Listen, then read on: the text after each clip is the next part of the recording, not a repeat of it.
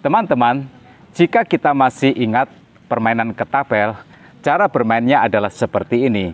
Batu yang menjadi peluru ketapel itu ditarik ke belakang oleh karet pelontar sekuat mungkin.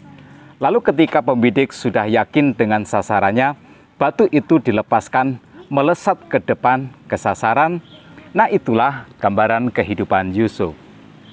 Selama belasan tahun, hidupnya ditarik ke belakang, ditarik dengan paksa, dengan sangat kuat.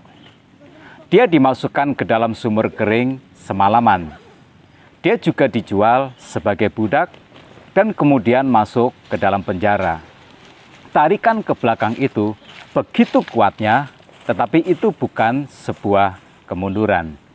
Pada saat teduh edisi 65 ini, Kitab Kejadian pasal 41, Tuhan yang telah menarik kuat Yusuf ke belakang, melepaskannya seperti ketapel, dan Yusuf melesat ke depan ke sasaran yang tepat. Yusuf menjadi orang nomor 2 paling berkuasa di Mesir. Pasal 41 ini adalah kisah Yusuf dari penjara ke istana, dari narapidana menjadi Perdana Menteri. Nah, mari kita petik pelajaran sukses dari kehidupan Yusuf.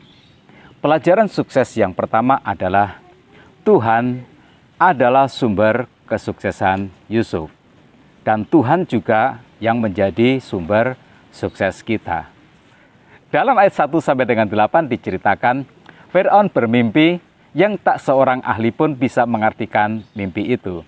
Firaun melihat 7 sapi gemuk ditelan 7 sapi yang kurus. Itu mimpi yang pertama. Pada mimpi yang kedua, Firaun melihat 7 bulir gandum yang bernas dan baik ditelan 7 bulir gandum yang kurus. Untuk dapat mengerti arti mimpi itu, maka dihadapkanlah Yusuf pada Firaun. Ayat 15 dan 16 menceritakan seperti ini. Berkatalah Firaun kepada Yusuf, "Aku telah bermimpi dan seorang pun tak ada yang dapat mengartikannya. Tetapi telah kudengar tentang engkau, hanya dengan mendengar mimpi saja engkau dapat mengartikannya." Yusuf menyaut, "Bukan sekali-kali aku, melainkan Allah juga yang akan memberitakan kesejahteraan kepada tuanku Firaun."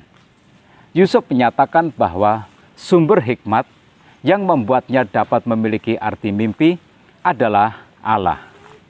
Dan Yusuf menggunakan itu untuk bersaksi tentang Tuhan. 4 kali Yusuf menyebut Tuhan di hadapan Firaun. Ayat 25, ayat 28, dan ayat 32. Di ayat yang ke-28 Yusuf berkata, Allah telah memperlihatkan kepada tuanku Firaun apa yang hendak dilakukannya. Dan ayat yang ke-32, sampai 2 kali mimpi itu diulangi bagi tuanku Firaun, berarti hal itu telah ditetapkan oleh Allah dan Allah akan segera melakukannya. Tuhan adalah sumber sukses Yusuf. Karena itu, Yusuf mengabadikannya melalui pemberian nama anaknya. Anak pertama diberinya nama Manasye, artinya Allah telah membuat aku lupa sama sekali kepada kesukaranku dan kepada rumah Bapakku. Anak yang kedua diberinya nama Efraim, artinya Allah membuat aku mendapat anak dalam negeri kesengsaraanku. Yusuf dan Tuhan tidak dapat dipisahkan. Itulah yang menjadi kunci sukses Yusuf. Nah, pelajaran sukses yang kedua, Yusuf sukses karena dia bekerja dengan sangat efektif. Yusuf adalah tipe pekerja yang baik, rajin, dan sangat efektif. Dimanapun dia berada, semua pekerjaan dikerjakannya sebaik mungkin. Baik ketika di rumah Potifar, baik ketika di penjara, juga setelah dia diangkat menjadi Perdana Menteri. Ayat 46 sampai dengan 49 menggambarkan bagaimana Yusuf bekerja. Dia kelilingi seluruh tanah Mesir, dia harus mengenal medan kerja dengan baik. Yusuf memetakan situasinya, dia membuat gudang di setiap kota dan menimbun bahan makanan selama 7 tahun kelimpahan. Begitu banyaknya bahan makanan yang dia timbun sampai tak terhitung lagi banyaknya. Yusuf bekerja dengan sangat efektif. Dan hasilnya, ketika 7 tahun kelaparan melanda dunia, bukan hanya rakyat Mesir saja yang tercukupi, tetapi seluruh bumi dapat menikmati hasil kerja Yusuf. Bekerja dengan sangat efektif adalah kunci sukses dan kunci untuk mempertahankannya selama berada di puncak kesuksesan. Pelajaran sukses yang ketiga, kunci sukses Yusuf adalah karakternya. Yusuf dapat dipercaya. Ketika menjadi budak di rumah Potifar, Yusuf dipercaya majikannya sehingga majikannya mempercayakan seluruh pekerjaan di dalam rumahnya kepada Yusuf.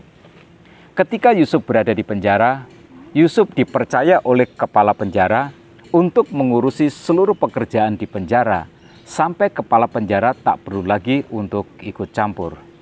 Yusuf orangnya jujur. Dia tidak menyalahgunakan kesempatan yang diberikan kepadanya.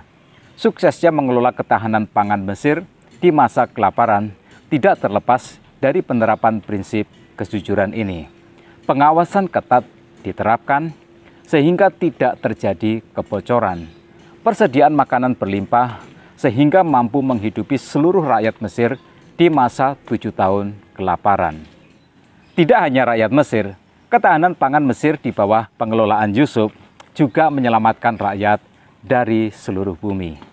Apa yang bisa kita petik sebagai inspirasi dan juga motivasi dari kisah Yusuf ini? Sumber kesuksesan adalah Tuhan, tetapi alat penukarnya adalah kemampuan kerja yang tinggi dan juga kejujuran. Jadi Tuhan, etos kerja yang hebat, dan kejujuran adalah alat pembayar yang sah bagi kesuksesan kita. Tetap semangat dalam kehidupan. Tuhan Yesus memberkati kita semua.